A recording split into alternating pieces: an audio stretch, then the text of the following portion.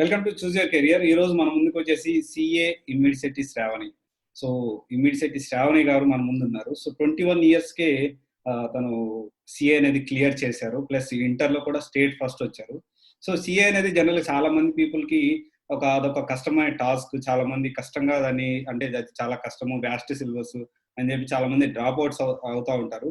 So ఈరోజు మనకి ఆమె సక్సెస్ స్టోరీ, సో అలా ఆమె జర్నీ ఎలా స్టార్ట్ అయింది, సో ఎలా తను క్యారీ చేసింది 21 ఇయర్స్కే కంప్లీట్ చేసి, సో ఏం డీవియేషన్స్ లేకుండా వాళ్ళ ఫ్యామిలీ బ్యాక్గ్రౌండ్ అంతా గుర్తుపెట్టుకొని, అంటే ఒక నార్మల్ కిరాణా షాప్ వాళ్ళ ఫాదర్ వచ్చేసి, సో ఆమె సక్సెస్ స్టోరీని మనం ఈరోజు తెలుసుకుందాం. ప్లస్ ఆ స్ట్రాటజీ అంటే సీఏ ఫస్ట్ అటెంప్ట్ లోనే తను ఎలా క్రాక్ చేయగలిగారు, ఏ స్ట్రాటజీ ఫాలో అయ్యారు అనేది ఈరోజు మనం తెలుసుకోవడానికి మన ముందు ఇమ్మిడిశెట్టి శ్రావణి గారు వచ్చారు. వెల్కమ్ అండి. Welcome to choose your career. So ఈరోజు మన ముందుకు వచ్చేసి శ్రావణి గారు ఉన్నారు. 21 ఇయర్స్కే సిఏ కంప్లీట్ చేశారు తను.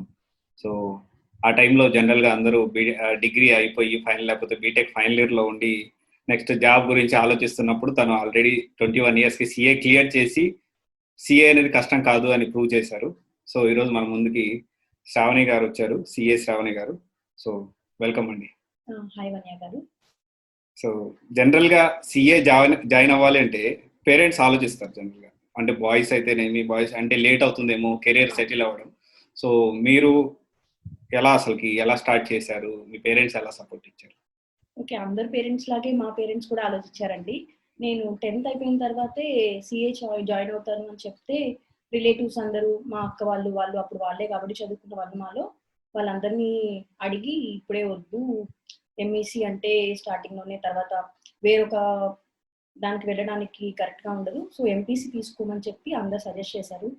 బట్ నాకైతే అప్పుడు ఎంఈసి చదవాలనే ఉంది. అన్నీ ఇంకా తర్వాత ఎలా ఉంటుంది ఏంటి అన్సర్టైన్ ఫ్యాక్టర్స్ వల్ల సరే ఎంపీసీ తీసుకున్నా సరే అందరూ సీఏకి వెళ్ళి సక్సెస్ అయిన వాళ్ళు ఉన్నారు అని తెలుసుకొని ఎంపీసీనే తీసుకున్నాను. అండ్ మా పేరెంట్స్ చాలా ఎంకరేజ్ చేస్తారు. ఎప్పుడు నేను చదువుతాను అని తెలుసు వాళ్ళకి, నేనే తీసుకున్నా సరే ఆ డెసిషన్ ఎంకరేజ్ చేస్తారు. ఓకే, సో మీరు ఎలా సిఏ సైడ్ రావాలి అంటే ఆ థాట్ ఎప్పుడు మీకు వచ్చింది?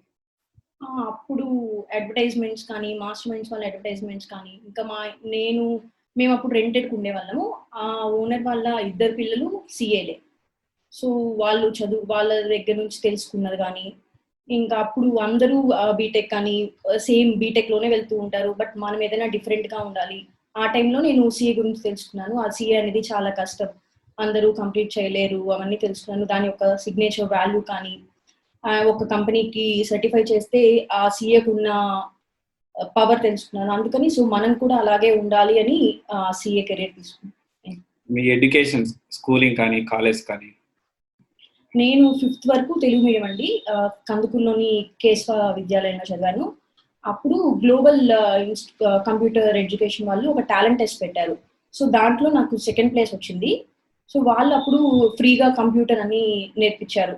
ఆ జమీల్ సార్ నువ్వు ఇంత బాగా చదువుతావు కదా, ఎందుకు తెలుగు మీడియంలో ఉన్నావు అని చెప్పి ఆ సరే నన్ను వికాస్ ఇంగ్లీష్ మీడియం స్కూల్లో మా పేరెంట్స్తో మాట్లాడి అక్కడ నన్ను జాయిన్ చేపించారు. వాళ్ళు ఫస్ట్ జాయిన్ అవ్వగానే తెలుగు మీడియంకి వచ్చారు కాబట్టి మళ్ళీ 5th స్టాండర్డ్ మళ్ళీ చదవాలి అని అంటే, నేను లేదండి నేను చూస్తాను, నేను ఖచ్చితంగా చదువుతాను, మీరు ఒక 1 month or first unit test వరకు చూడండి, అప్పటికి నేను చదవట్లేదు అని మీరు ఫీల్ అయితే కావాలంటే నేను మళ్ళీ 5th స్టాండర్డ్ చదువుతానని చెప్పాను. బట్ ఫస్ట్ యూనిట్లోనే నాకు 9th ర్యాంక్ వచ్చింది. అండ్ 2nd యూనిట్ టెస్ట్కి నేను ఫస్ట్ ర్యాంక్ స్కోర్ చేశాను. సో ఇంకా నేను అలాగే ఇంగ్లీష్ మీడియం వికాస్లోనే కంటిన్యూ అయ్యాను. 9th వరకు వికాస్లోనే చదివాను. అండ్ 10th వచ్చేసరికి నేను బాపట్ల దగ్గర పిట్టలవానిపాలెం కేర్ ఎడ్యుకేషన్ ఇన్స్టిట్యూషన్స్లో జాయిన్ అయ్యాను. అంటే 9th మాకు మ్యాథ్స్ సార్ ఉండేవాళ్ళు, ఆయన 10th అక్కడ బాపట్ల వెళ్తున్నారు, ఇక్కడ ఉండే మెరిట్ స్టూడెంట్స్లో నన్ను ఐడెంటిఫై చేసి నన్ను అక్కడ ఫ్రీగా జాయిన్ చేశారు. మా పేరెంట్స్ని అందరినీ ఒప్పించి అప్పుడు నన్ను హాస్టల్కి అక్కడ జాయిన్ చేశారు. అన్ని హాస్టల్ కానీ అన్ని ఫ్రీగానే జాయిన్ చేశారు. అండ్ ఇంటర్ వచ్చేసి నేను కందుకూరులోనే శ్రీ ప్రతిభ. అప్పుడు హాస్టల్ నాకు ఫస్ట్ టైం హాస్టల్కి వెళ్ళాను, చాలా హోమ్ సిక్గా ఫీల్ అయ్యాను. అండ్ మార్క్స్ కూడా అంటే బాగానే వచ్చాయి, 552. బట్ మా పేరెంట్స్ అందరూ ఇక్కడ చదువుకున్న వాళ్ళే ఇంకా నీకన్నా బాగా వచ్చాయి, అక్కడికి వెళ్ళి ఏం సాధించావు అన్నారు. అంటే వాళ్ళు సాటిస్ఫైడ్గా ఉన్నా సరే ఇక్కడ ఉంటే మా పేరెంట్స్కి చిన్నప్పటి నుంచి పాంప్లెట్స్ అవన్నీ హోర్డింగ్స్ కానీ మైక్ లో చెప్తూ ఉండేది అన్ని బాగా వినేవాళ్ళు. నువ్వు కూడా ఇలా రావాలి అని నాకు చిన్నప్పటి నుంచి మా అమ్మ చెప్తూ ఉండేవాళ్ళు. నేను అదే రికార్డ్ చేసుకునేదాన్ని బ్రెయిన్ లో. సో మనం కూడా ఇలాగే ఉండాలి అని. బట్ నేను ఎక్కడో 10th కేర్ చదవడం వల్ల ఇక్కడ వచ్చినా కానీ ఎవరికి తెలీదు. 552 అంటే గుడ్ మార్క్సే, కానీ నాతో పాటు చదివిన నా ఫ్రెండ్స్ వాళ్ళందరికీ ఇంకా ఎక్కువ వచ్చాయి. సరే నేను ఓకే మేబీ 10th లో వాళ్ళని ఇంకా హ్యాపీగా ఉంచలేకపోయాను కాబట్టి అది కన్సిడర్ చేసుకొని నేను ఇంటర్ ఎలా అయినా బాగా చదవాలి, మా అమ్మ కోరుకున్న ఆ పాంప్లెట్స్ లో రావడం కానీ వాళ్ళని హ్యాపీగా ఉంచాలి అనుకొని నేను ఇంటర్లో బాగా చదివాను. ఓకే. సో కోచింగ్ కి, సిఏ కోచింగ్ కి ఎంత ఖర్చు అవుతుంది? మిడిల్ క్లాస్ వాళ్ళు అఫోర్డ్ చేయగలుగుతారా? ఓకే. 3 స్టేజెస్ లో ఉంటాయండి ఇవి. First CA CPT and CA IPCC and CA final. సిపిటికి వచ్చేసి మనకి ఇంటర్ మెరిట్ బేస్ బట్టి చాలా ఇన్స్టిట్యూషన్స్ ఫ్రీగా ఆఫర్ చేస్తారు. వాళ్ళకి అప్పుడు ఎడ్యుకేషన్ వైజ్ ఏం కాదు, ఓన్లీ లైక్ హాస్టల్ కి వాటికి మాత్రమే ఖర్చు అవుతుంది. ఇంకా మెరిట్ కానీ నార్మల్ గా అంటే ఆ మెరిట్ వాళ్ళకి కొన్ని క్రైటీరియాస్ ఉంటాయి. ఆ క్రైటీరియా సాటిస్ఫై అవ్వకపోతే సిపిటికి కోచింగ్ ఇన్స్టిట్యూషన్స్ లో అరౌండ్ 20,000 వరకు ఖర్చు అవ్వచ్చు. అవి బేసిక్స్ కాబట్టి ఖచ్చితంగా ఫౌండేషన్ అనేది సెల్ఫ్ స్టడీకి నేనైతే ప్రిఫర్ చేయను. ఎందుకంటే ఎంఈసీ నుంచి వచ్చిన వాళ్ళకి కొంచెం బ్యాక్గ్రౌండ్ అంతా ఫండమెంటల్స్ బాగానే ఉంటాయి. ఇప్పుడు నేనైతే ఎంఈసీ నుంచి రాలేదు, ఎంపీసీ నుంచి వెళ్ళాను. నాలాంటి వాళ్ళకి ఫౌండేషన్ అనేది చాలా స్ట్రాంగ్ గా ఉండాలి. ఆ ఫౌండేషన్ అనేది మనకి ఇప్పుడు వాటిలో అక్షరాభ్యాసాలు మనకు తెలియదు. సో అవి తెలుసుకోవాలి అంటే ఖచ్చితంగా ఒక ఇన్స్టిట్యూషన్స్ లో మనం జాయిన్ అవ్వాలి. సో నేను అప్పుడు ఇంకా మాస్టర్ మైండ్స్ గురించి తెలుసుకొని అక్కడ జాయిన్ అయ్యాను. అక్కడ కూడా నాకు ఫ్రీగానే మెరిట్ చూసి వాళ్ళు ఫ్రీగానే జాయిన్ చేసుకున్నారు సిపిటి. ఖర్చు అంటారా 20,000 వరకు సిపిటి వరకు అవుతుంది. అండ్ ఐపీసీసీ కూడా ఆ స్టేజ్ లో చాలా మంది సెల్ఫ్ స్టడీని ప్రిఫర్ చేస్తారు. బట్ నేను అప్పటికి నాకు అంత ఐడియా లేదు కాబట్టి నేను కోచింగ్కే వెళ్ళాను. ఐపీసీసీ వరకు ఇన్స్టిట్యూషన్స్ ఆర్ సెల్ఫ్ స్టడీ ఏదైనా పర్లేదు, కానీ ఫైనల్ కి మాత్రం మన సెల్ఫ్ స్టడీ చేసుకుంటేనే మన ప్రాక్టికల్ గా అప్రోచెస్ కానీ ఫైనల్ గా మన ఫ్యూచర్ కి కానీ చాలా యూజ్ అవుతుంది. ఐపీసీసీకి వచ్చేసరికి ఇన్స్టిట్యూషన్స్ లో ఒక 40,000 ఆర్ 50K వరకు ఖర్చు అవుతుంది. ఫైనల్ కి మనం సెల్ఫ్ స్టడీ చేసుకోవచ్చు. లేదు కోచింగ్ కి వెళ్ళాలి అంటే సిఏ ఐపీసీసీ అయిపోయిన తర్వాత ఆర్టికల్షిప్ ఉంటుంది, 2.5 years మ్యాండేటరీ ఆర్టికల్షిప్. ఆ టైంలో నేనైతే మార్నింగ్ 6 to 9 మాకు క్లాసెస్ ఉండేవి. 10 కి మళ్ళీ ఆర్టికల్షిప్ స్టార్ట్ అయ్యేది. సో మార్నింగ్ మేము 6 కల్లా వెళ్ళే వాళ్ళము. అండ్ ఈవినింగ్ వచ్చేసి ఆర్టికల్స్ అయిపోయిన తర్వాత సమ్ టైమ్స్ 6 to 9 అలా ఉండేది. సో అవన్నీ మళ్ళీ మేము రిక్వెస్ట్ చేసి మా ప్రిన్సిపల్ ని స్పెషల్ పర్మిషన్స్ తో వెళ్ళే వాళ్ళం. అప్పుడు పర్ సబ్జెక్ట్ కి నేను చదివేటప్పుడే 10,000 ప్లస్ జిఎస్టీ దాకా ఉండేది. సో మొత్తం ఒక్కొక్క గ్రూప్ లో 4 సబ్జెక్ట్స్ ఉంటాయి. సో 8 సబ్జెక్ట్స్ అన్ని కోచింగ్ తీసుకోవాలి అని ఏం లేదు. థియరీ అంతా సెల్ఫ్ స్టడీగా ఖచ్చితంగా ప్రిపేర్ అవ్వచ్చు. ప్రాబ్లమాటిక్ 4 పేపర్స్ ఉంటాయి. దాంట్లో మీరు ఏదైతే వీక్ గా ఉన్నారో అనుకుంటే 1 or 2 సబ్జెక్ట్స్ కోచింగ్ తీసుకుంటే సరిపోతుంది. అండ్ మేబీ 1 or 2 సబ్జెక్ట్స్ కి ఒక 25,000 ఖర్చు అవుతాయి. ఓకే. సో మీరు ఫస్ట్ అటెంప్ట్ లోనే సిఏ కంప్లీట్ చేశారు, అది కూడా యంగ్ ఏజ్ లో, అంటే 21 years కి. సో అప్పుడు మీరు అసలు ఎట్లా, అంటే జనరల్లీ పీపుల్ ఏంటంటే ఒక ఆ ఏజ్ కి వచ్చేసరికి వాళ్ళ మెచ్యూరిటీ వచ్చేసరికి 21-22 years అవుతుంది జనరల్ గా. సో అంటే ఒక నార్మల్ టీనేజ్ పీపుల్ తీసుకుంటే మీరు అప్పటికి ఆల్మోస్ట్ ఒక డిగ్రీ అనేది తెచ్చుకో, ఐ మీన్ సిఏ అనేది కంప్లీట్ చేసి, సో అప్పుడు మీరు ఎలా మేనేజ్ చేశారు ఇదంతా? అప్పుడు నాకు పెద్ద డీవియేషన్స్ అంటూ ఏం లేవండి. ఎందుకంటే మనం చిన్నప్పటి నుంచి మా పేరెంట్స్ ఎలా నన్ను పెంచారు, వాళ్ళు ఎలా కష్టపడ్డారు, ఇప్పటికీ కూడా ఈవెన్ నేను సెటిల్ అయినా సరే వాళ్ళు ఈ రోజు కూడా మా డాడీ వాళ్ళు 5కి నిద్ర లేచి షాప్ ఓపెన్ చేసి ఈవినింగ్ మళ్ళీ నైట్ 11 o'clock వచ్చి అప్పుడు తిని పడుకుంటారు. నేను ఎంత చెప్పినా సరే ఇప్పటికీ వాళ్ళు వినరు. నేను సెటిల్ అయ్యాను కదా నేను చూసుకుంటాను అన్నా కానీ వాళ్ళు వినరు. ఎందుకంటే అలా వాళ్ళకి ఇప్పుడు వాళ్ళు ఖాళీగా ఉండమన్నా కానీ లాక్డౌన్ లో ఖాళీగా ఉండట్లేదు. వాళ్ళకి అలా అలవాటు అయ్యారు. ఎందుకంటే ఆ కష్టపడడం కానీ అవన్నీ నేను వాళ్ళ దగ్గర నుంచి తెలుసుకున్నాను. సో నేను అవన్నీ గుర్తుపెట్టుకుంటాను. ఎప్పుడైనా నాకేదైనా సపోజ్ డీవియేషన్స్ వచ్చినా సరే నేను అవన్నీ గుర్తుపెట్టుకొని, లేదు నా కెరీర్ లో 21 years కే అప్పటికే నేను చాలా ఇంటర్వ్యూస్ చూసినాను. 21 years K CA, CMA and CS కూడా చేసిన వాళ్ళు ఉన్నారు. బట్ నేనే అట్లీస్ట్ సిఏ అయినా అప్పటికే నేను బాగానే చదువుతాను కాబట్టి 21 years K CA and CMA 2 complete చేశాను. డీవియేషన్స్ అంటారా ఏం లేవండి. ఫ్రెండ్స్ తో నేను బాగానే ఎంజాయ్ చేస్తాను. ట్రావెల్ అండ్ మూవీస్ ఇవన్నీ నాకు ఎప్పుడు ఎంత చదువుతున్నా సరే అందరూ అనుకుంటారు చదువుతుందంటే 24 గంటలు ఈ అమ్మాయి చదువుతుందేమో అని. అలా ఏం కాదు. మీరు నన్ను చూస్తే నేను ఎప్పుడైనా ఇంటర్వ్యూలో ఇచ్చినప్పుడు కూడా షాప్ దగ్గరే ఉంటాను. సమ్ టైమ్స్ వాళ్ళు వచ్చినప్పుడు కూడా చాలాసార్లు నన్ను ఇంటర్వ్యూ స్టేట్ ఫస్ట్ వచ్చినప్పుడు కూడా ఇంటర్వ్యూస్ అన్ని షాప్ దగ్గరే తీసుకున్నారు. మార్నింగ్ నేను ఎక్కువగా నిద్రపోతాను బేసిక్గా. ఈ ఎక్కువగా చదివే క్యాండిడేట్ కాదు. బట్ చదివినంత సేపు మాత్రం చాలా కాన్సన్ట్రేటెడ్ గా చదువుతాను. నాకు ఏదైనా రాకపోతే అది ప్రాక్టీస్ చేసుకోవడం కానీ, సో ఒక 2 అవర్స్ చదివితే 2 అవర్స్ లో చాలా కాన్సన్ట్రేటెడ్ గా చదువుతాను. మార్నింగే లేచి అలా చదివే క్యాండిడేట్ అయితే నేను కాదు. నైట్ బాగా చదువుతాను. అంటే మార్నింగ్ లెగవలేను నేను. బట్ ఎగ్జామ్స్ టైంలో మాత్రం నాన్న షాప్కి వెళ్ళేటప్పుడు లేపేవాళ్ళు ఇంటర్లో. ఓకే. సో మీరు సిఏ రిజల్ట్స్ వచ్చినప్పుడు ఎక్కడ ఉన్నారు? అప్పుడు మీ ఫ్యామిలీ కానీ అంతా ఎట్లా ఫీల్ అయ్యారు? ఓకే, నేను నవంబర్ 2017లో ఎగ్జామ్ ఇచ్చానండి. ఆ రిజల్ట్స్ ఖచ్చితంగా సంక్రాంతి హాలిడేస్ లోనే వచ్చేది. అండ్ కనుమ అయిపోయింది. ఆ కనుమ పక్క రోజే రిజల్ట్ వచ్చినాయి. John 18th I guess. First మాకు 11 o'clock రిజల్ట్ అని చెప్పారు. సో 11 o'clock ఎంత బాగా రాసినా సరే సిఏ అనేది రిజల్ట్ అనేది లక్ బేస్డ్ కూడా ఉండాలి. అన్ని అన్డిటర్మినేట్ ఫ్యాక్టర్స్ అన్ని ఉంటాయి. సో ఎంత కాన్ఫిడెంట్ గా ఉన్నా సరే రిజల్ట్ అనేది మనం చూసుకోవాలి. ఇప్పటి వరకు సక్సెస్ ఫేస్ చేసి ఒక్కసారిగా మేబీ ఫెయిల్యూర్ నేను తీసుకుంటానో తీసుకోలేనో కూడా నాకు ఐడియా లేదు అప్పటికి. బట్ నేను 11 o'clock రిజల్ట్ కోసం వెయిట్ చేశాను. రిజల్ట్ అప్పుడు 11 o'clock లేదు, 2 o'clock అని చెప్పారు. మళ్ళీ 2 o'clock ఆ టెన్షన్ అలాగే కంటిన్యూ చేస్తూ 2 o'clock చూసాను. బట్ 2 o'clock కూడా లేదు. మళ్ళీ నోటిఫికేషన్ ఇచ్చారు 6 o'clock అని చెప్పి. లేదు ఇంక ఇది ఈ రోజు వచ్చేటట్టు లేదని చెప్పి నేను యాక్చువల్గా వదిలేశాను. సరే ఏదైతే అది అయింది, ఎందుకు ఇలాగే టెన్షన్ తీసుకోవడము అని చెప్పి. బట్ అరౌండ్ 4 to 4:30 మా ఫ్రెండ్ నాకు కాల్ చేశారు. తను వచ్చేసి వెంకటేష్. తను నాకు కాల్ చేసి ఫస్ట్ కంగ్రాట్ సిఏ శ్రావణి అని చెప్పారు. సో ఫస్ట్ నేను సిఏ శ్రావణి అనే వర్డ్ ని తన నోట్లో నుంచే విన్నాను. బట్ ఆ టైంలో ఫస్ట్ వినగానే ఏడుపు వచ్చేసింది.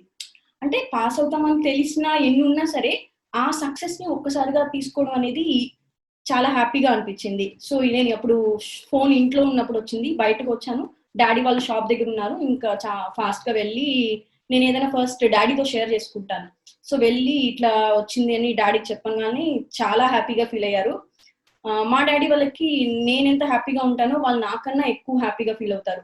సో అప్పుడు షాప్ దగ్గరకు వచ్చిన వాళ్ళకి అందరికి ఇట్లా అమ్మాయి పాస్ అయింది అని అందరికి చెప్తూ అప్పుడు క్రాకర్స్ కూడా కాల్చారు డాడీ వాళ్ళు. ఈవెన్ ఇంటర్ లో అప్పుడు కూడా చేయలేదు. ఇంటర్ లో అయితే అందరికి, మాది కూల్ డ్రింక్ షాప్ కాబట్టి వచ్చిన వాళ్ళందరికీ కూల్ డ్రింక్స్ ఇచ్చారంట.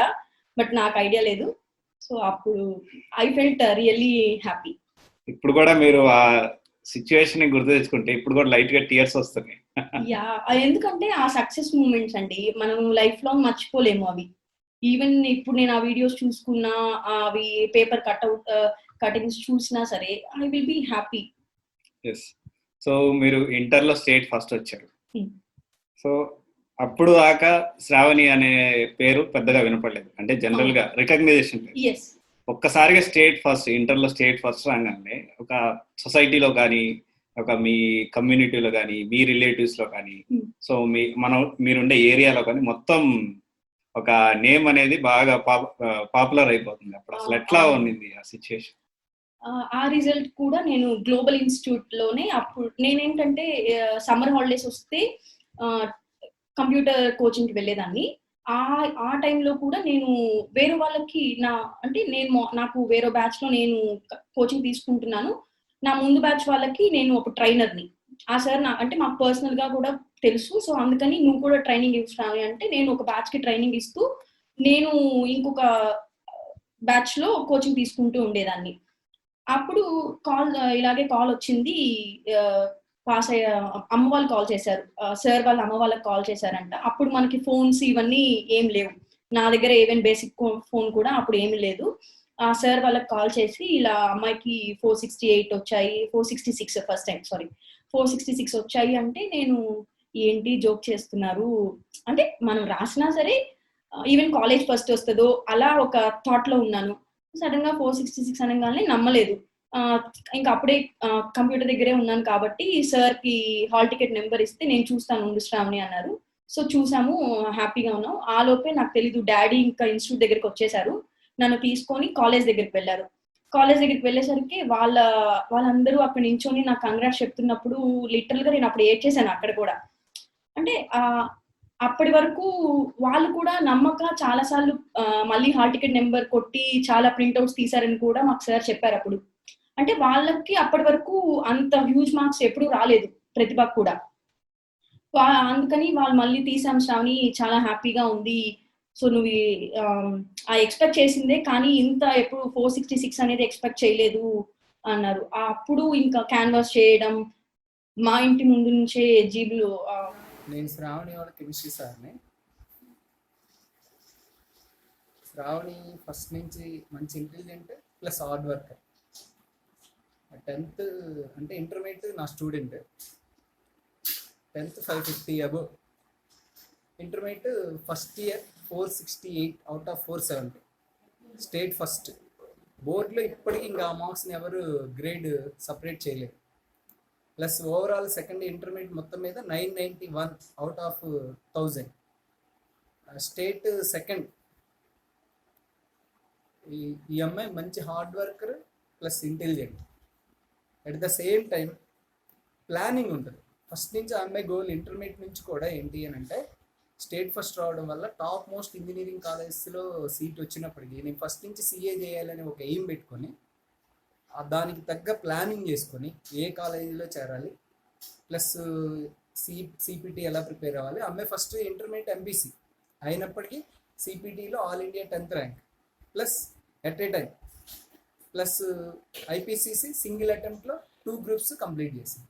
మళ్ళీ ఫైనల్కి మాస్టర్ మైండ్స్, ఐపీసీసీ వరకు మాస్టర్ మైండ్స్లో చదివి ఫైనల్కి చెన్నై వెళ్ళి online classes at the same article shift చేస్తూ ఆన్లైన్ క్లాస్ వింటూ మళ్ళీ సేమ్ టైం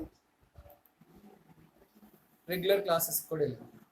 మెయిన్ శ్రావణి గురించి చెప్పాలి అని అంటే ఈ main intelligent hard work by birth వచ్చేసినాయి. దాంతో పాటుగా మనం ఏం చేయాలి అనేది ఒక ప్లానింగ్, దానికి ఏమేం కావాలి అనేది డేర్గా ఒక ఆర్డరు, ఒక ప్లానింగ్. వాళ్ళ ఇంట్లో మెయిన్ పెద్ద ఎడ్యుకేటెడ్ కాకపోయినా కానీ ఒక ప్లానింగ్ ఉంది. దానివల్ల బాగా మంచి సక్సెస్ అయింది. Plus good student. మా అందరికీ సార్స్ అందరికీ అమ్మాయి మీద మంచి ఒపీనియన్. ప్లస్ ఆ లైఫ్లో అనుకున్న గోల్స్ అన్నీ అచీవ్ అవ్వాలని మేమందరం బ్లెస్ చేస్తూ ఉన్నాము. All the best. సో మీతోనే మీ ఇంటి దగ్గర నుంచే క్యాన్వాస్ స్టార్ట్ చేశారు. ఇప్పుడు రాజశేఖర్ రెడ్డి గారు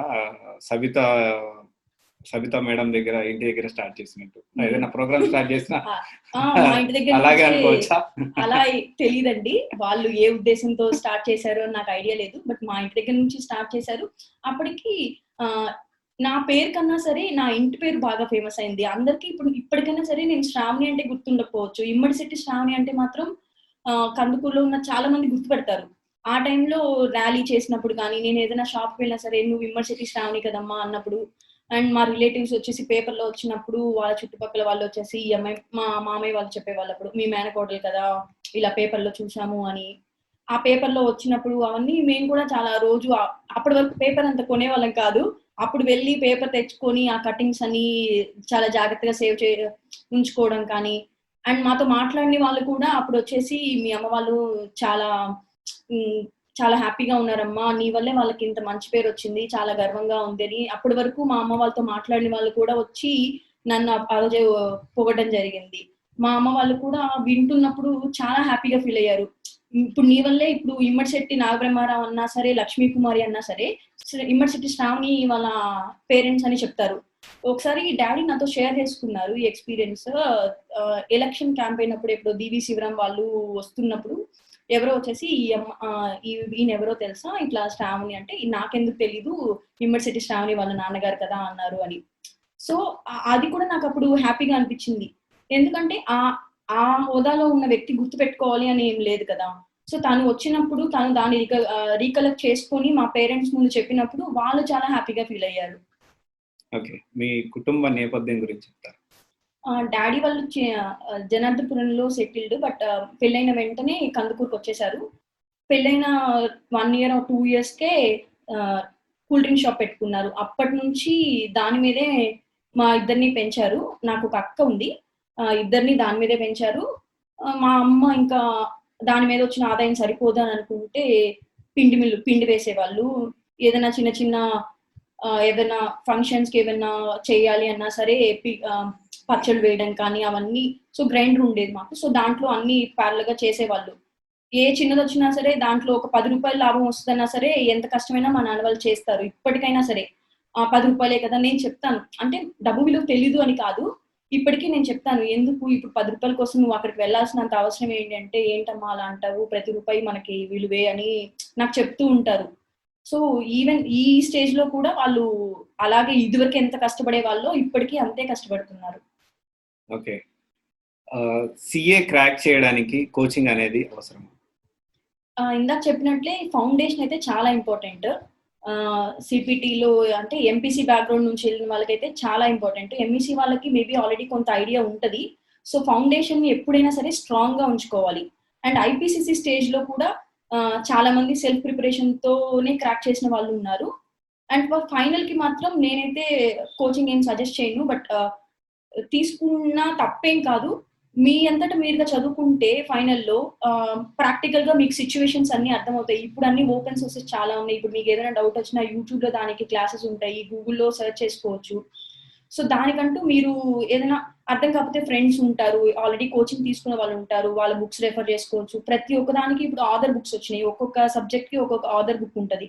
సో, మీరు ఒక ఆథర్ బుక్‌ని సెలెక్ట్ చేసుకొని దాన్ని కంటిన్యూయస్‌గా దాన్నే ఫాలో అవుతూ ఎగ్జామ్ ఎండ్ వరకు దాన్నే ప్రిపేర్ అయితే మీరు ఖచ్చితంగా సెల్ఫ్ ప్రిపరేషన్‌తో కూడా మీరు క్రాక్ చేయొచ్చు. అదేమి నేను మా ఫ్రెండ్స్‌లోనే చాలా మందే ఉన్నారు. ఇందాక చెప్పినట్లు వెంకటేష్ అని. తను ఓన్లీ నేను ఐపీసీసీ వరకు కోచింగ్ తీసుకున్నా సరే, నేను ఆర్టికల్స్ టైమ్‌లో ప్యారలెల్‌గా కోచింగ్‌కి వెళ్ళాను. ఎందుకంటే సెకండ్ గ్రూప్స్ 2 గ్రూప్స్ ఒకేసారి ఇవ్వాలి. మేబీ మన సెల్ఫ్ ప్రిపరేషన్‌తో అయ్యిద్దో అవ్వదో అని. కానీ తను మాత్రం ఎవ్రీ టైమ్ సెల్ఫ్ ప్రిపరేషన్‌తోనే క్రాక్ చేశారు.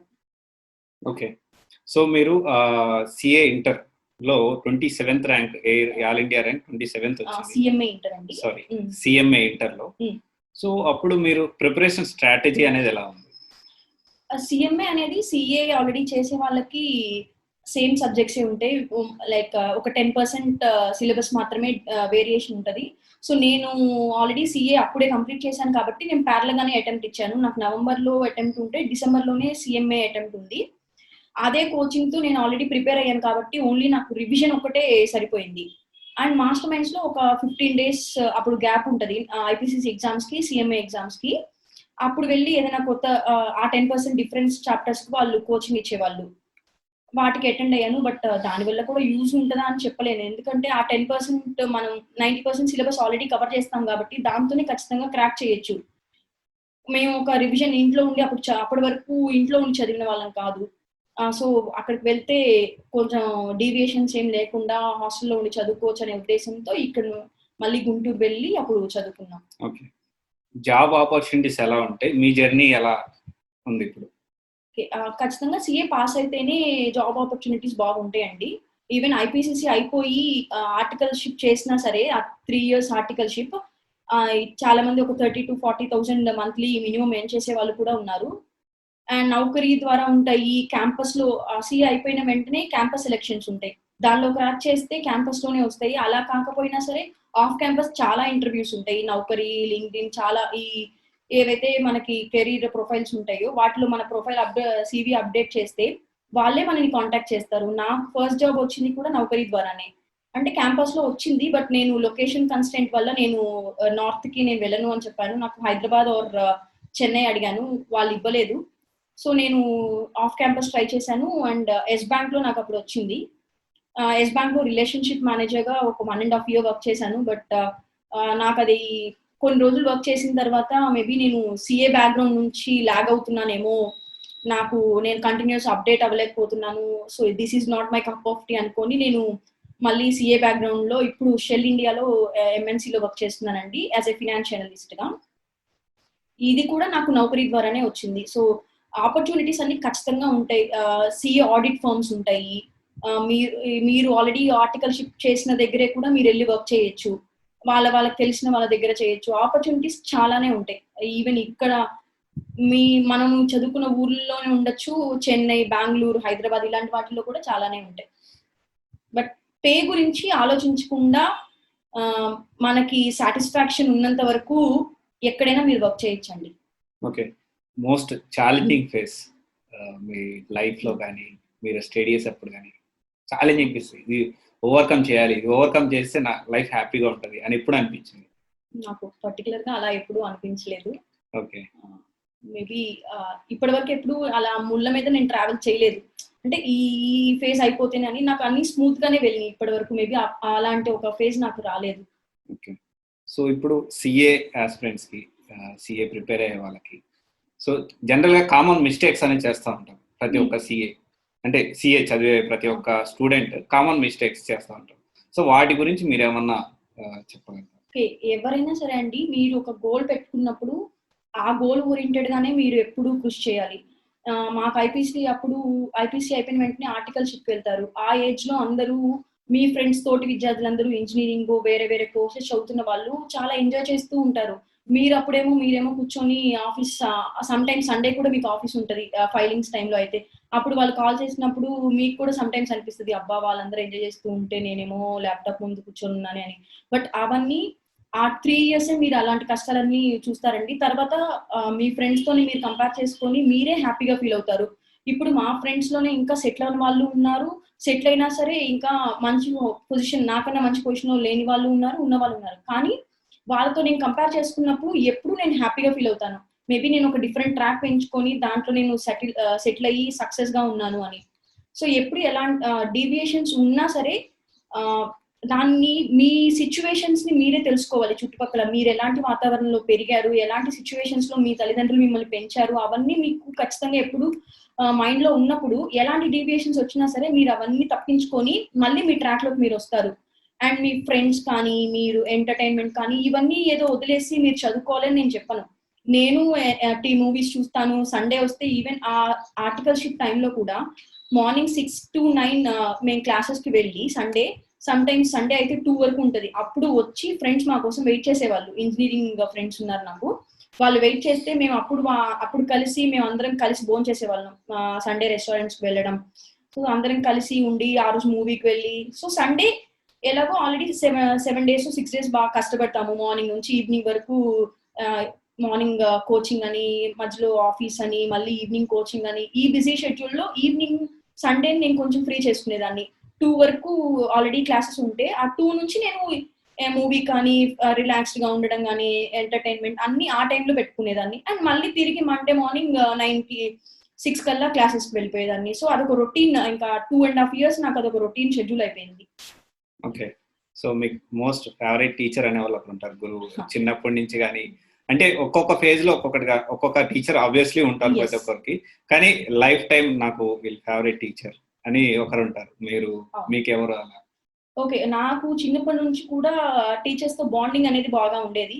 మేబీ వాళ్ళు చదువుతానని వాళ్ళు మంచిగా ఉంటారో నాకు తెలీదు కానీ, బట్ 2 బానే ఉంటాయి. నేను వాళ్ళతో బాగా ఉండేదాన్ని, వాళ్ళు నాతో బాగా ఉండేవాళ్ళు. అండ్ ఒక్కొక్క స్టేజ్‌లో ఒక్కొక్కరున్నారు. 10థ్‌లో వచ్చేసరికి నేను ఇక్కడి నుంచి వికాస్‌లో చదివి అక్కడికి వెళ్ళినప్పుడు, అప్పుడు నా రైటింగ్ చూస్తే అందరూ ఇలా, అంటే ఆ రైటింగ్‌తో మేబీ నేను ఇంటర్‌లో కూడా అన్ని మార్క్స్ తెచ్చుకునేదాన్ని కాదేమో. అక్కడ బద్రి సార్ అని ఒకరు ఉండేవాళ్ళు. ఆ సార్ వచ్చేసి ఈ రైటింగ్‌తో ఉంటే కష్టం శ్రావణి అని చెప్పి తను నా ఒక్కదానికే కాదు చాలా మందికి అక్కడ లంచ్ బ్రేక్‌లో మాకు 1½ అవర్ లంచ్ బ్రేక్ ఉంటే ఒక 1 అవర్ అండ్ 45 మినిట్స్ వరకు డైలీ తను హ్యాండ్ రైటింగ్ మీదే క్లాసెస్ తీసుకునేవాళ్ళు. ఎలా రాయాలి ఏంటి అని. సో, అప్పుడు నాకు చాలా ఇంప్రూవ్‌మెంట్ వచ్చింది హ్యాండ్ రైటింగ్‌లో. సో, మేబీ తను నాకు 10థ్ మేబీ నేను అప్పుడు హ్యాపీగా ఫీల్ అవ్వలేదు. హాస్టల్‌కి వెళ్ళాను. మా ఫ్రెండ్స్ అందరూ ఇంటికాడే ఉన్నారు. అందరూ పేరెంట్స్‌తోనే ఉంటే నేను ఒక్కదాన్నే హాస్టల్‌కి వెళ్లి చదువుతున్నానని చాలా బాధపడేదాన్ని. అప్పుడు హోమ్ సిక్ కూడా ఉండేది. బట్ నా లైఫ్‌లో ఆ 10థ్ అనేది ఒక టర్నింగ్ పాయింట్. నేను చాలా నేర్చుకున్నాను అక్కడ. ఎలా ఉండాలి? ఏంటి? మన సిట్యుయేషన్స్ ఎలా ఉండాలి? ఆ హ్యాండ్ రైటింగ్ కానీ.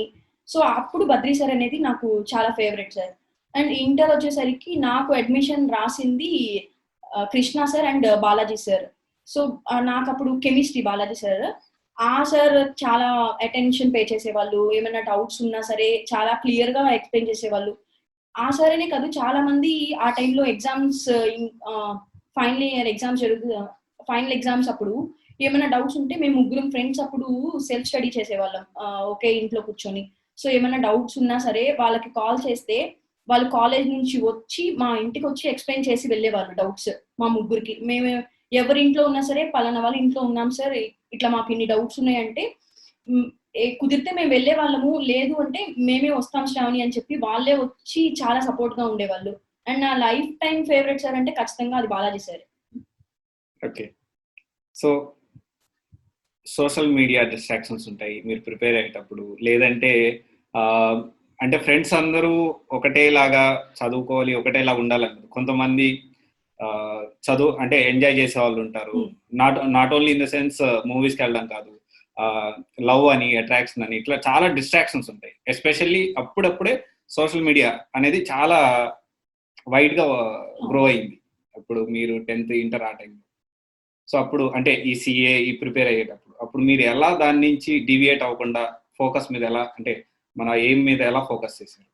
ఓకే, నాకు ఐపీసీసీ వరకు నాకేం ఫోన్ నా చేతిలో ఏం లేదండి. నేను ఆర్టికల్షిప్లో నా స్టైఫండ్తోనే దాన్ని సేవ్ చేసుకొని నేను నా ఫస్ట్ మొబైల్ని కూడా నా ఫస్ట్ ఇయర్ ఆఫ్ ఆర్టికల్స్లోనే తీసుకున్నాను.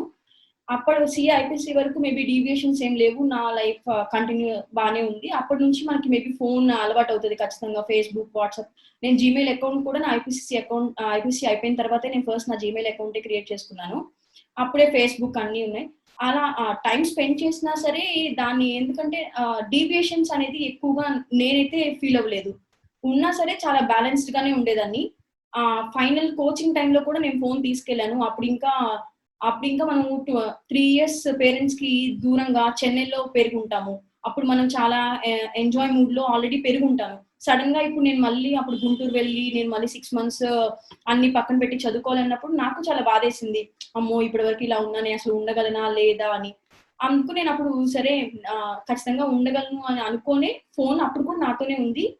ఉన్నా సరే నేను బ్యాలెన్స్ చేసుకుంటూ నేను డైలీ మా పేరెంట్స్తో, మా ఫ్రెండ్స్తో కాల్స్ మాట్లాడుతూనే ఉంటాను. అన్ని ఫేస్బుక్ అవన్నీ తక్కువ వాడినా సరే వాట్సాప్ అయితే ఇప్పుడు ఖచ్చితంగా మనం నిద్ర లేస్తేనే చూస్తుండే ఫస్ట్ వాట్సాప్ చాలా మంది. నేను అలాంటి క్యాండిడేట్నే. ఇప్పుడు నిద్ర లేచిన వెంటనే ఫోన్ ఖచ్చితంగా నా చేతిలో ఉండాల్సిందే. పడుకునేటప్పుడు రిలాక్స్డ్గా కాసేపు ఏదైనా కామెడీ షోస్ ఏదైనా సరే చూడాల్సిందే. దాన్ని మనం యూజ్ చేసుకునే దాన్ని బట్టి ఉంటది. మనం పాజిటివ్గా తీసుకొని మన లైఫ్ ని బ్యాలెన్స్ చేస్తూ కొంచెం ఒక ఎంటర్టైన్మెంట్ మోడ్ లో చూసుకుంటే అలాగే ఉంటది. లేదు ఇంకా మన స్టడీస్ అన్ని పక్కన పెట్టేసి లైఫ్ అన్ని పక్కన పెట్టి ఓన్లీ ఈ ఫోన్ యూజ్ చేస్తూ ఉంటే అది ఒక డిస్ట్రాక్ట్ గా ఉంటుంది. So it depends on the మనం ఎలా దాన్ని మార్చుకుంటాము అని. రెండు బ్యాలెన్స్డ్ గా యూజ్ చేసుకోవాలి. So success strategy to crack in first attempt, అసలు మీరు ఏ స్ట్రాటజీ ఫాలో అయ్యారు, ఎలా ఫస్ట్ అటెంప్ట్ లోనే మీరు క్లియర్ చేశారు? ఓకే, ఐపీసీసీలో వచ్చేసరికండి మనకి 7 పేపర్స్ ఉంటాయి. థియరీ అండ్ ప్రాబ్లమాటిక్ ఉంటాయి. సో ఒక్కొక్కరు వాళ్ళకి ఏది ఫేవరెట్ ప్రాబ్లమాటిక్. ఇప్పుడు నాకు వచ్చేసరికి నేను థియరీ చదువుతాను, కానీ ప్రాబ్లమాటిక్ ఎక్కువగా ప్రిఫర్ చేస్తాను. ఎందుకంటే అవి స్కోరింగ్ కానీ, ఎందుకంటే ఒక్కొక్క పేపర్లో 40 marks వచ్చినా సరే గ్రూప్ అగ్రిగేట్ కోసం మీరు ఖచ్చితంగా ఏదో ఒక పేపర్స్ ని సెలెక్ట్ చేసుకోవాల్సి వస్తుంది మీ గ్రూప్ అగ్రిగేట్ కోసం. అప్పుడు నేను ఒక ప్రాబ్లమాటిక్ అండ్ ఒక థియరీ పేపర్ ని సెలెక్ట్ చేసుకున్నాను ఒక్కొక్క గ్రూప్ లో. మనకి ఎలా వచ్చినా సరే పేపర్ మనం ఆ పేపర్స్ లో ఎక్స్ట్రాడినరీగా పర్ఫామ్ చేయాలి. ఎగ్జామ్షన్ ఖచ్చితంగా తీసుకోవాలి. ఎగ్జామ్షన్ వచ్చేసి 60 marks వస్తే ఎగ్జామ్షన్ అంటారు సిఏలో. సో ఎలా వచ్చినా సరే పేపర్ ఖచ్చితంగా నేను ప్రాబ్లమాటిక్ పేపర్స్, నేను సెలెక్ట్ చేసుకున్న పేపర్స్ ఏవైతే ఉన్నాయో వాటిలో నేను 70 or 80 ఖచ్చితంగా తెచ్చుకోవాలి. రిమైనింగ్ అంటే మనకి లక్ తెలియదండి. ఆ టైంలో మాకు వచ్చేసి లా పేపర్ చాలా డిఫికల్ట్ గా వచ్చింది. అప్పుడే కంపెనీస్ యాక్ట్ వచ్చింది. సో నాకు లా పేపర్ లో ఓన్లీ 40 marks వచ్చాయి. 40 marks మాకు పాస్ మార్క్స్ కూడా. సో మిగిలిన అన్ని సబ్జెక్ట్స్ లో నాకు ఎక్కువగా వచ్చి లాలో మేబీ నాకు తక్కువగా వచ్చుంటే నేను పాస్ అయ్యేదాన్ని కాదు. కానీ అవన్నీ బ్యాలెన్స్ చేయాలి అంటే ఖచ్చితంగా మనకి గ్రూప్ అగ్రిగేట్ కూడా ఉండాలి. సో నేను అప్పుడు కొన్ని పేపర్స్ సెలెక్ట్ చేసుకున్నాను, FR and financial management. And second group లో వచ్చేసరికి అడ్వాన్స్డ్ అకౌంట్ సెలెక్ట్ చేసుకున్నాను. సో ఒక్కొక్క థియరీ పేపర్స్ వచ్చేసి మన ఇష్టం, మీకు ఎలాంటి పేపర్స్, మీరు లా మీకు ఇంట్రెస్టెడ్ గా ఉంటే ఒక్కొక్కరికి ఒక్కొక్క ఇంట్రెస్ట్ ఉంటుంది. లా, ఆడిటింగ్, మీకు ఐటీ కానీ మీకు ఏది ఇంట్రెస్ట్ ఉంటే అలా సెలెక్ట్ చేసుకోవాలి. సేమ్ అదే స్ట్రాటజీని నేను ఫైనల్ కూడా ఫాలో అయ్యాను. ప్రాబ్లమాటిక్ పేపర్స్ నేను స్ట్రాంగ్ గా ఉంటాను కాబట్టి నేను వాటికి ఎక్కువ టైం కేటాయించేదాన్ని. అండ్ థియరీ పేపర్స్ కూడా చదువుతాను. అలా అని అదని నెగ్లెక్ట్ చేసేసి ఓన్లీ ప్రాబ్లమాటిక్ లోనే మనం ఎక్కువ టైం పెట్టేస్తే ఆ పేపర్స్ కూడా ఖచ్చితంగా పాస్ అవ్వాలి. వాటిలో కూడా మీకు నాలెడ్జ్ ఉండాలి. అండ్ ఫర్దర్ గా ప్రాక్టికల్ నాలెడ్జ్ వచ్చేసి కూడా ఆ థియరీ పేపర్స్ నుంచి ఆడిటింగ్ వీటిల్లోనే మీకు ఆ నాలెడ్జే మీకు ఆడిట్ రిపోర్ట్స్ లో కానీ ఫర్దర్ గా యూజ్ అవుతుంది. సో ఆడిట్ రిపోర్ట్స్ అవన్నీ మీరు ఆర్టికల్షిప్ చేసేటప్పుడే అదొక ఆర్టికల్షిప్ అనేది ఒక మ్యాండేటరీ ఆర్టికల్షిప్ లా కాకుండా ఏదో లాస్ట్ టైం వాళ్ళు చేసిన రిపోర్ట్స్ తీసుకొని కాపీ పేస్ట్ చేసి అలా కాకుండా మీరు దాన్ని అసలు ఈ ప్రొవిజన్ ఎందుకు ఉంది, ఎక్కడ మనకి ప్రాక్టికల్ గా యూజ్ అవుతుంది, అవన్నీ మీరు అప్పుడు ప్రాక్టీస్ చేయాలి. ఆడిట్ రిపోర్ట్ లో ఇన్ని క్లాసెస్ ఉంటే ఈ క్లాస్ ఒక్కొక్క క్లాస్ ఒక్కొక్క ఇంపార్టెన్స్ ఏంటి మీకు తెలుసుకోకపోతే మీకు అప్పుడు గూగుల్ కానీ యూట్యూబ్ కానీ ఏదో ఒక reference book or else author book కానీ ఏదో ఒక రెఫరెన్స్ తీసుకొని మీరు వాటి ద్వారా ప్రిపేర్ అవ్వచ్చు. అంత డౌట్స్ ఉంటే ప్రిన్సిపల్స్ కూడా సీనియర్స్ ఎక్స్ప్లెయిన్ చేస్తారు. మీకు అంత మరీ ఇంకా డౌట్‌గా ఉంది. మీరు సపోజ్ మీకే ఒక కంపెనీ ఇచ్చారు. మీరు ఆ కంపెనీ ఫైనలైజేషన్ అప్పుడు ఈ ఆడిట్ రిపోర్ట్‌లో ఈ క్లాజ్ మీరు రిపోర్ట్ చేయాలి అనుకుంటున్నారు. Or you are in a dilemma అంటే మీ ప్రిన్సిపల్ దగ్గరికి వెళ్తే ఖచ్చితంగా వాళ్ళు మీకు ఎక్స్‌ప్లెయిన్ చేస్తారు. ఇది మేబీ నీ థింకింగ్ ఇలా ఉంది. But this is the wrong way or this is the correct way అని వాళ్ళే చెప్తారు. అండ్ మీరు కూడా ఒక ప్రాక్టికల్ ఓరియెంటెడ్‌గా ఉండాలి. మ్యాండేటరీ ఆర్టికల్‌షిప్‌లో నేర్చుకున్నదే మీ ఫర్దర్ లైఫ్‌లో కూడా మీకు యూజ్ ఉంటది. ప్రతి ఒక్కటి కూడా ఆ టైంలో మీరు పర్ఫెక్ట్‌గా నేర్చుకోవాలి. నేనైతే అదే చెప్తాను. ఓకే. సో మీ ఫ్యూచర్ ప్లాన్స్? ప్రస్తుతానికి ఫ్యూచర్ ప్లాన్స్ ఏం లేవండి. సీఏ ఆల్రెడీ అయిపోయింది కాబట్టి సీఎస్ ఆల్రెడీ రిజిస్టర్ అయ్యాను. But due to some office works వల్ల నాకు టైం కుదరక నేను అటెంప్ట్స్ ఇవ్వలేకపోతున్నాను. But planning to give for this December attempt.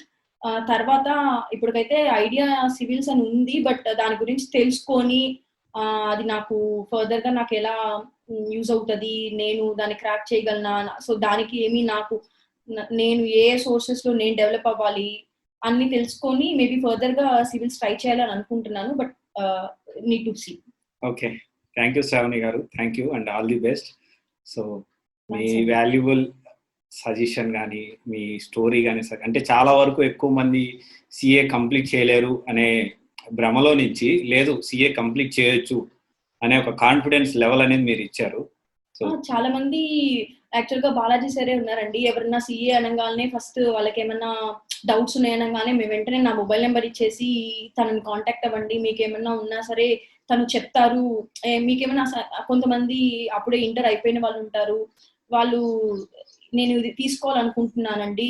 Me opinion ఏంటి అంటే, సో వాళ్ళతో నేను మాట్లాడతాను కాసేపు. నా ఫ్రీ టైమ్ చూసుకొని నేను వాళ్ళు కాల్ చేసినా నేను మేబీ ఫ్రీగా ఉంటే ఖచ్చితంగా మాట్లాడతాను. లేదు అంటే నేనే ఫ్రీ టైమ్ చెప్తాను. ఈ ఆఫీస్ అయిపోయిన తర్వాత నేనే కాల్ చేస్తానండి అని చెప్పి చాలా మంది ఇప్పటివరకు అరౌండ్ ఒక 25 పీపుల్ వరకు నన్ను కాంటాక్ట్ అయ్యున్నారు. వాళ్ళందరికీ సజెషన్స్ కూడా నేను ఇస్తాను. అంటే వాళ్ళు మేబీ పేరెంట్స్‌కి ఎలా ఉంటదంటే ఇంటర్‌లో మా అబ్బాయికి 92% వచ్చేసింది, 95% వచ్చేసింది. సో సీఏ ఈజీగా అయిపోద్ది అనుకుంటారు. అలా కాదండి.